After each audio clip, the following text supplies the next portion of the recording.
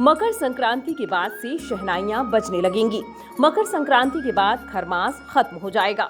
इसके साथ ही सभी तरह के धार्मिक अनुष्ठान शुरू हो जाएंगे। नए साल के आगाज के साथ ज्योतिषाचार्य ग्रहों की चाल से पर्वों की तारीख, शुभ मुहूर्त आदि की गणना कर विशेष फलों का आकलन करने में जुटे हुए हैं।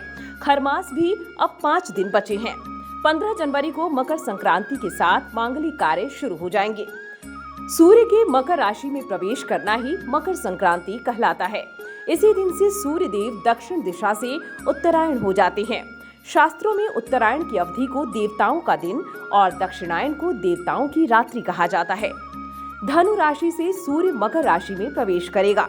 इसी दिन से खरमास समाप्त हो जाएगा और मांगलिक कार्य की शुरुआत हो जाएगी। प्रसिद्ध ज्योतिषाचार्य बताते हैं कि इस सीजन में करीब 20 विशेष विवाह लग्न हैं। इस बार 15 मार्च से 16 अप्रैल तक दूसरा खरमास लगेगा।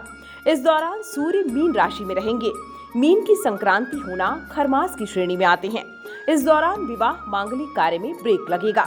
खरमास का समापन 16 अप्रैल को होगा, लेकिन 23 अप्रैल से शुक्र अस्त हो जाएगा। ऐसे में 18 से 22 अप्रैल तक 5 दिन विवाह के मुहूर्त रहेंगे। इसके बाद 2 मई से वैवाहिक और मांगलिक कार्य शुरू हो पाएंगे। मकर राशि की सूर्य संक्रांति शनिवार 14 जनवरी की रात 2:53 से आएगी। इसका पुण्य काल मकर संक्रांति, खिचड़ी का स्नान दान एवं पर्व 15 जनवरी को मनाया जाएगा। पूरे दिन पर्व का मान रहेगा।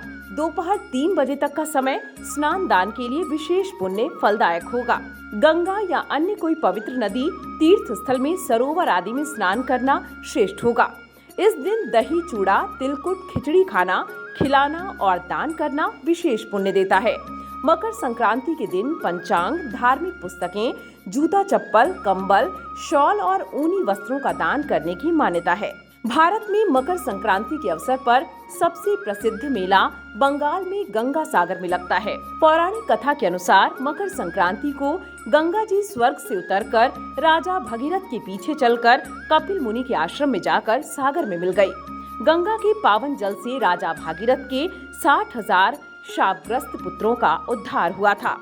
एक अन्य कथा यह भी है कि गंगा पुत्र भीष्म पितामह बाणों की शैया पर लेटे लेटे सूर्य देव के उत्तरायण होने की प्रतीक्षा कर मोक्ष की प्राप्ति की थी।